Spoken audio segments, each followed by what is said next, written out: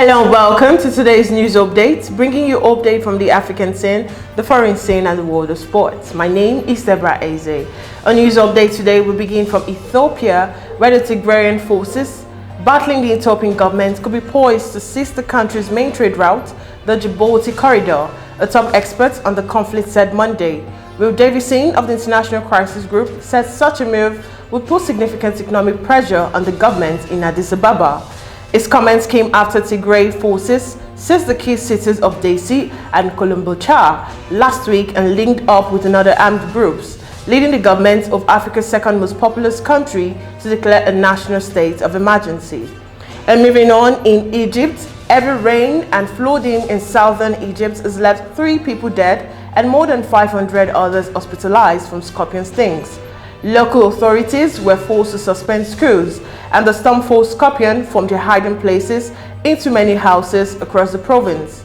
It said at least 503 people were hospitalized after suffering scorpion stings, but all of them were discharged after they were given antivenom doses.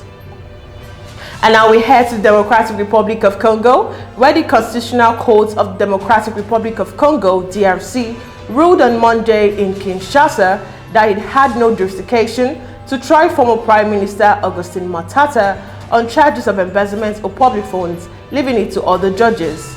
The former head of government is being prosecuted alongside Patrice Kitebi, former Minister of Finance at the time of event, and the South African national Grobler Crystal, manager of a South African company.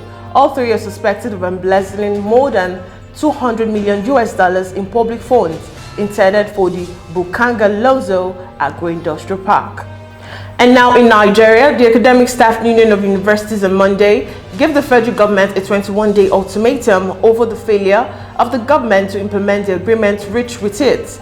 This is as the Minister of State for Education, Chukwuemeka Nwajuba, claimed that the union has failed to submit a breakdown of the worker entitled to the 22.1 billion naira and allowances.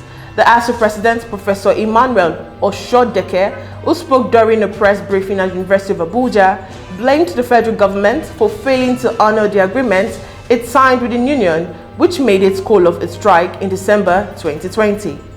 And still in Nigeria, the Lagos State Judicial Panel of Inquiry on Restitution for victims of SARS-related abuses and other matters says at least 9 persons were confirmed dead at the Lekki Toll Plaza on the night soldiers stormed there to disperse the #EndSARS protesters on October 20, 2020. The Justice Doris Okuwobi-led panel made this known in its report submitted to the Lagos State government on Monday. According to the report, 9 protesters were confirmed dead, while 4 were presumed dead.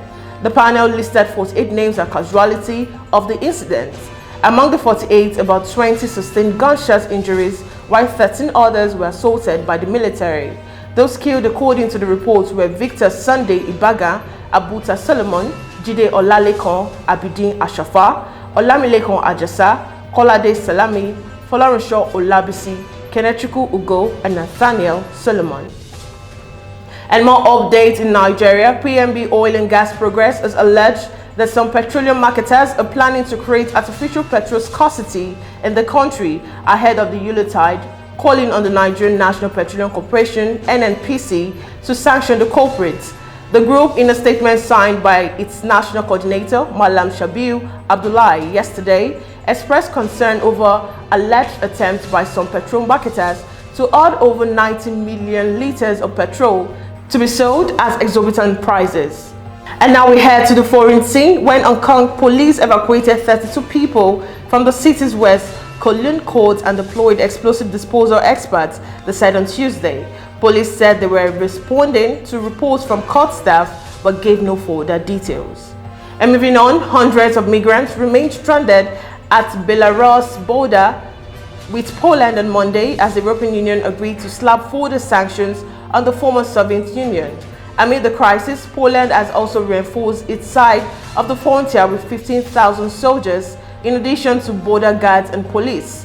In a briefing on Monday, Polish officials said they were expecting migrants to attempt a forceful crossing from neighboring Belarus. At least 9 migrants have died in the attempt to cross into Poland. And more updates from the foreign scene. US President Joe Biden and Chinese leader Xi Jinping stressed their responsibility to the world to avoid conflict as the heads of the two top global economies gathered for hours of talks on Monday. The United States and China disagreed on the origin of the COVID-19 pandemic, trade and competition rules, Beijing expanding nuclear arsenals, and its stepped-up pressure on Taiwan, among other issues. Biden promised to address areas of concerns, including human rights and other issues in the Indo-Pacific region. And now we head to the sports scene, where it's crunch time on the road to Qatar 2022 for European nations who has qualified and who is in position to reach next year's World Cup finals. The winner of each group automatically qualifies for the tournament, which runs from November 21st to December 18th, 2022, and 3 more teams will seal their place at the end of the playoffs in March. The playoffs take place from March 24th to 29th, with 10 group runner-ups joined by the 2 best group winners from the 2020/21 UEFA Nations League overall ranking that have neither qualified directly as group winners nor entered the playoffs already as group runner-up. And last but not the least, former international Nduka Ugbade has won the Eagles to avoid any form of complacency in the last qualifying match for Qatar 2022 playoff. The Eagles play against Candor Blue Sharks today. The match is slated for Slim Balogun Stadium, Surulere in Lagos. Nigeria currently tops the group with 12 points, and Cape Verde is occupying the second spot with 10 points, with both countries primed to qualify for the next round of the series if anyone slips. Nigeria only needs a draw to progress to the next stage of the qualifier. And that's all we can take on news updates on AFRICUNIA TV today. To stay connected and updated on our news and programs, do follow all our social media platforms on Jointoon, Pangram, Facebook, Instagram, and on Twitter respectively.